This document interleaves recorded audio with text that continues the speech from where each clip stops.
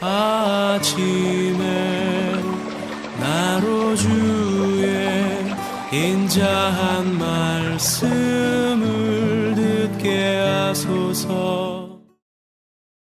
성도 여러분 안녕하세요. 목요일입니다.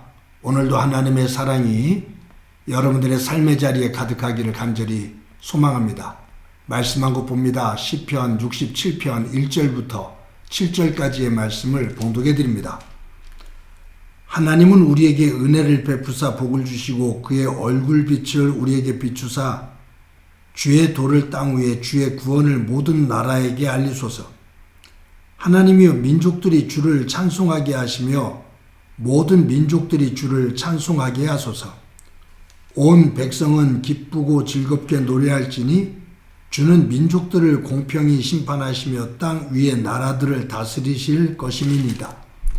하나님이여 민족들이 주를 찬송하게 하시며 모든 민족으로 주를 찬송하게 하소서. 땅이 그의 소산을 내어 주었으니 하나님 곧 우리 하나님이 우리에게 복을 주시리로다. 하나님이 우리에게 복을 주시리니 땅의 모든 끝이 하나님을 경외하리로다. 아멘. 여러분, 우리나라 사람들이 행복의 조건으로 가장 첫 번째로 꼽는 것이 무엇일 것 같습니까? 2000년에 설문조사를 했을 때 우리나라 사람들이 행복의 조건으로 첫 번째로 꼽은 것이 건강입니다.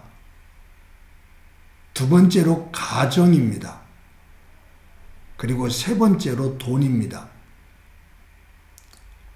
그런데 얼마 전에 행복의 조건으로 설문조사를 했을 때 그 순위가 좀 바뀌었습니다.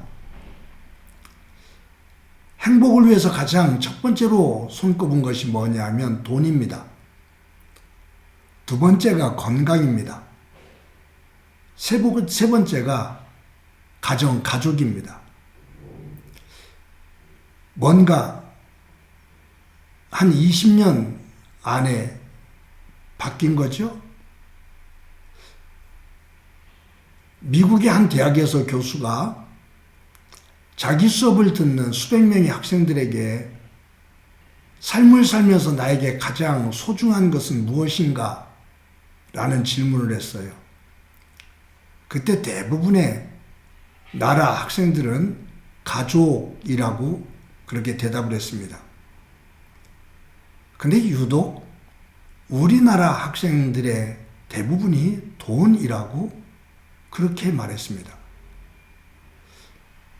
우리나라는 가족을 참 소중히 여기는 나라거든요. 서구 사회보다 가족 공동체에 대한 애착이 더 깊은 것으로 우리는 그렇게 인식하고 있습니다. 대가족제도이기도 했고요. 그런데 어느 순간부터 이것이 바뀌었어요.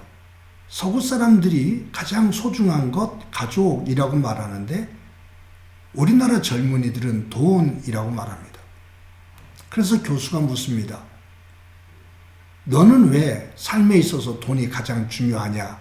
라고 물었을 때 우리나라 학생들의 대답은 돈이 있어야 가족들을 잘 지킬 수가 있다라는 대답이었습니다. 가족을 소중하게 여기는데 결국은 돈이 있어야 된다. 그 말이. 돈이 없으면 가족을 행복하게 만들 수가 없다. 그 말이. 이런 것을 봤을 때 우리나라 사람들, 우리 젊은이들까지도 돈에 대한 강박관념이 있습니다. 굉장히 집착하는 면이 있습니다. 돈이 많으면 행복하고 돈이 없으면 불행하다는 생각을 갖게 됩니다. 돈이 있으면 우월하고 돈이 없으면 열등하다라는 생각을 합니다.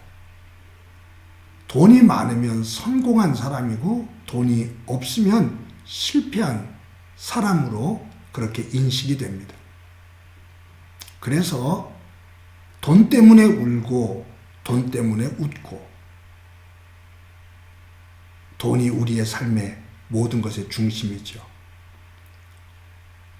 학생들에게 왜 공부하느냐라고 물으면 이것저것을 이야기하지만 결국은 어디에 연결되냐 하면 돈입니다.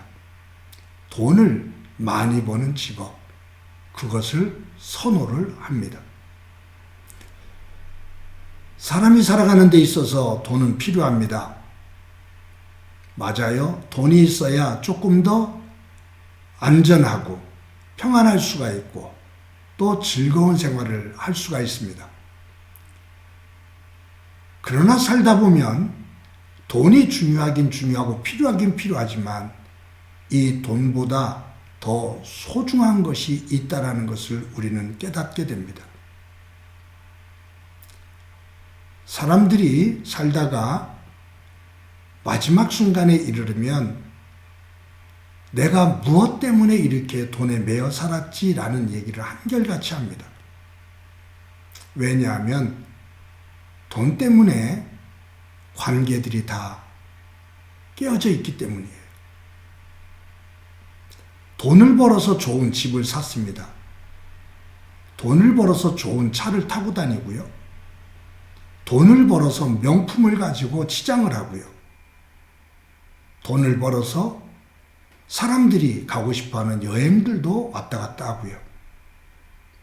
그런데 정작 행복하냐라고 물으면 순간은 행복해 보일지 모르지만 글쎄요 라고 대답합니다. 아니요 라고 대답합니다.